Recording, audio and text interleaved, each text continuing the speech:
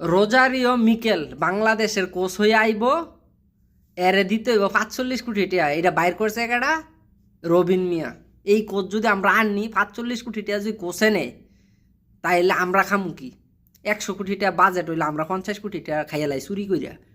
আবার ২৫ কোটি টাকার তেল দেই এমপি মন্ত্রীরে, যাতে আমার চেয়ার হইসকা না যায়। চেয়ার হইসকা গেলে আবার সমস্যা।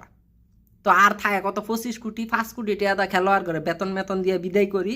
২০ কোটি টাকা খেলার মাঠ চাট এইটা আনুষঙ্গিক খরচ। এই টোটাল ১০০ কোটি টাকা খরচ হইল। তো অনে যদি আমি রোজারিও মিকেলরে এই দেশ আনি কোচ হিসাবে, ৪৫ কোটি টাকা তারই দেওয়ার লাগবে। তো আমার পুত যে একটা লন্ডন পড়ায়, একটা ইউরোপ পড়ায়, লন্ডন বাড়ি করমু, তো এই টেয়াটা দিব কেটা? রবিন মিয়ায় কইলেইব? খাইতাম না, আমার ১০০০টা বাহানা। পেট বিষ, পেটের সমস্যা, রুচি নাই, এখন পেটও বুক নাই, আর খামু একটা বাহানা যে কোচ আমার লাগবো যে কোনো মূল্যে।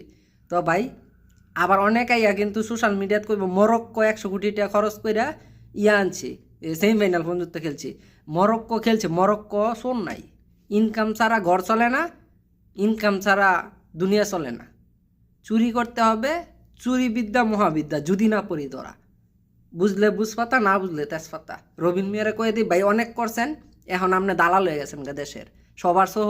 অলরেডি যারা ফুটবলটা নিয়ন্ত্রণ করে তারা আপনার দালাল ছাড়া কিছু কয় না। আবার আমার ভিডিও দেখে কষ্ট হয়েন না।